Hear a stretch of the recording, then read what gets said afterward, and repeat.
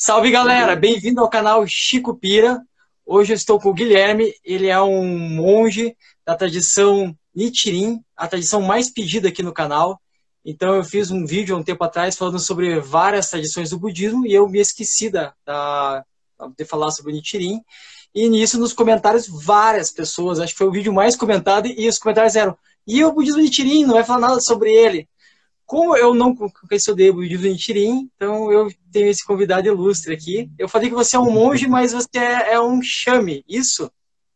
Isso. Chame é a pronúncia japonesa da palavra em sânscrito Shiramanera, né? Que quer dizer monge noviço, né? Um monge em treinamento. E quanto tempo é essa fase de monge noviço? Bom, isso varia muito, né?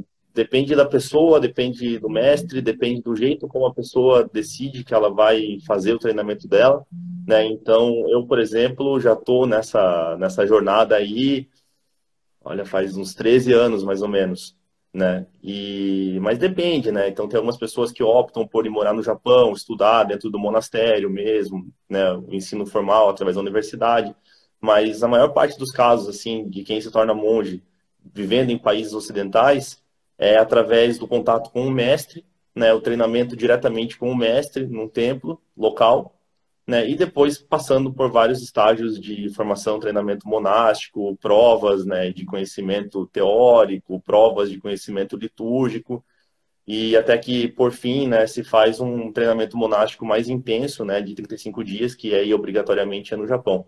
Então, por conta dessa flexibilização que existe, né, para monges que não têm a disponibilidade de viver no monastério em tempo integral, estudar na universidade e tudo mais, esse tempo acaba ficando flexível, né? Então, quando o mestre entende que o discípulo já está pronto, ele então procede, né, com a ordenação completa, formal, né? E também tem outros fatores, né? Como, por exemplo, a nossa escola é uma escola muito tradicional, né? Então, não existem muitos monges que falam português, por exemplo. Então, a gente precisa se adaptar, né? A gente precisa aprender japonês, não precisa aprender inglês bem, né? Então, a gente assim, acaba sendo um pouquinho mais difícil para nós, né?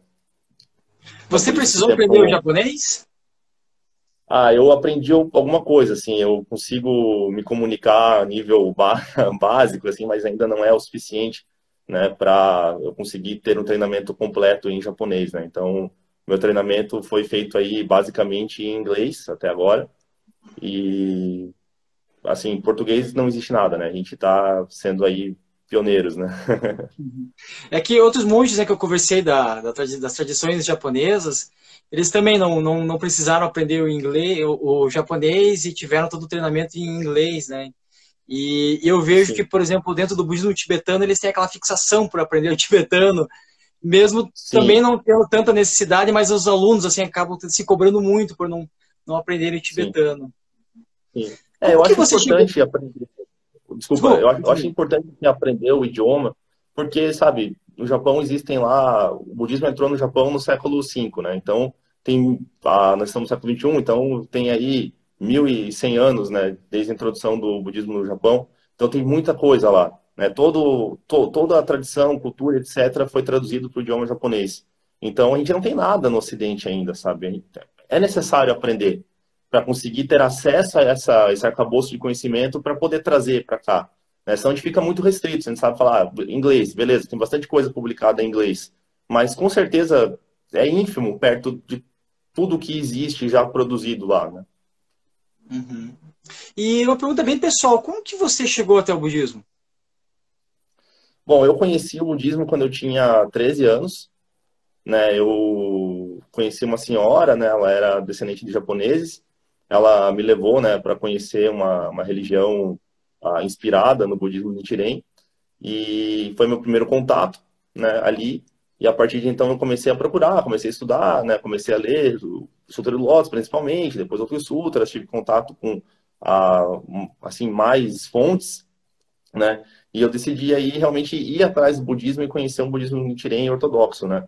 E eu tinha mais ou menos uns 15, 16 anos quando eu conheci a Nichiren Shu. E a partir desse momento eu lá cheguei e lá fiquei, né?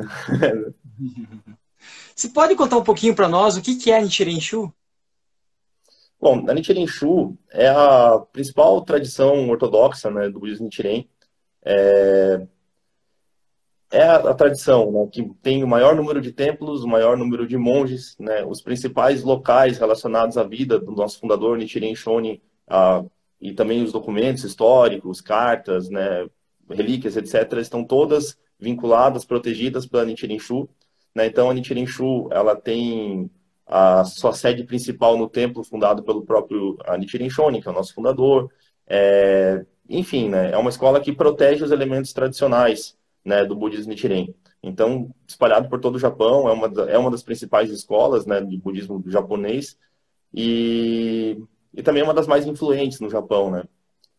Então, a gente segue os ensinamentos do nosso fundador, Nichiren Shonin, que se fundamenta basicamente nos ensinamentos do Sutra do Lótus, né. Então, Nichiren Shonin, ele pegou os ensinamentos do Sutra do Lótus e ele praticou, viveu e ensinou isso para as outras pessoas, né, para os seus discípulos, né. Então, a partir daí, surge o budismo Nichiren e a Nichiren Shu, né. Shu, a palavra Shu quer dizer escola, né. Então, seria a escola de Nichiren. Né, claro que não foi o próprio Nichiren que deu esse nome, né? Seria assim meio petulante, né? Mas isso acabou sendo conhecido assim posteriormente, né? Como escola de Nichiren, né? Na época de Nichiren, por muito tempo depois, era conhecida como Rokkeshu, né? Ou seja, a escola do Lótus, né? A escola do Sutra do Lótus. A Nichiren ele se divide em outras escolas? Uma vez eu estudei acho que uma coisa que tinha 3 escolas Nichiren. Na verdade, existem mais de 40 escolas Nichiren, né? Eu acho que Nossa. tem uma profusão de escolas Nichiren. Eu acho que de um certo ponto de vista, isso é bem interessante, porque mostra um pouco do caráter e da personalidade do nosso fundador, né, Nichiren Shonin. Então, ele era uma pessoa simples, humilde, não era interessado em hierarquia, não era interessado em instituições, né? Ele simplesmente buscava viver o Sutra do Lótus, né, da maneira mais simples, mais humilde e mais sincera possível, né? Ele atraiu pessoas ao redor dele, né, que tinham essa mesma aspiração.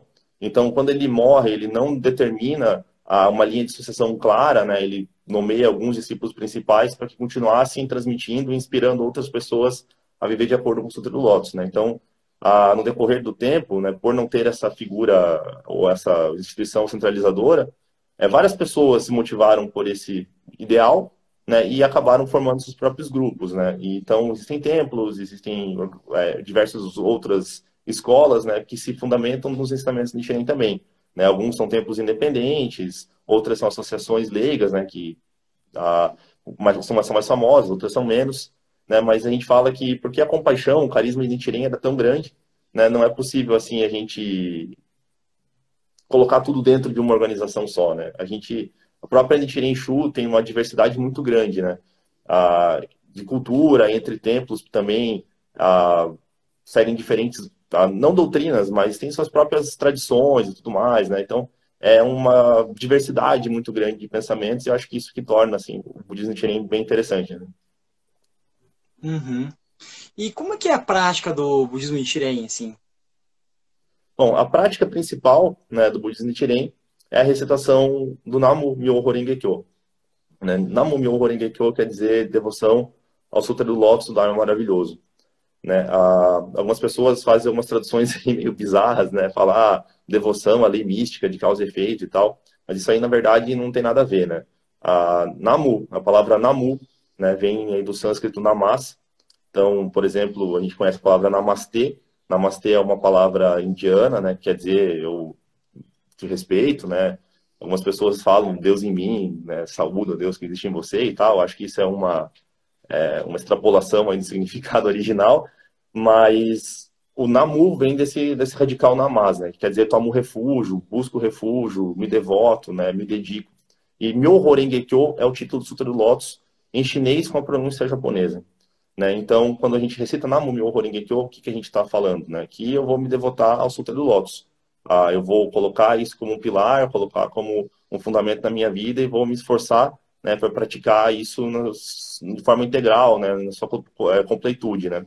Então, nós recitamos, né, Namu Myoho Renge Kyo, como se fosse um mantra, mais ou menos. Né? No budismo tibetano, por exemplo, tem lá o Om Mani Padme Hum, né, e a gente recita Namu Myoho Renge Kyo.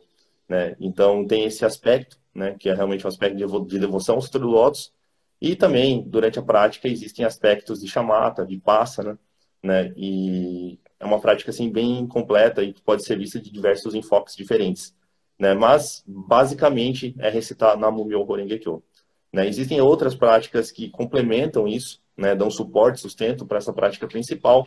Então a gente, principalmente a Nichiren Shu recita muito o Sutra do Lótus, né? O Sutra do Lótus tem 28 capítulos aí traduzidos em português, deve ser umas 600 páginas mais ou menos, um livro grande, né? Então se recita muito esse sutra, muitas vezes, né? Assim, para tentar internalizar, aprender bem o significado. E também prática de disciplina, de ética, né? Principalmente dentro dos mosteiros, né? A parte de disciplina moral e tudo mais é bastante enfatizado, né? Então, parece uma prática simples, né? Recitar Namu-myoho Renge-kyo, mas envolve bastante coisa, no final das contas, né?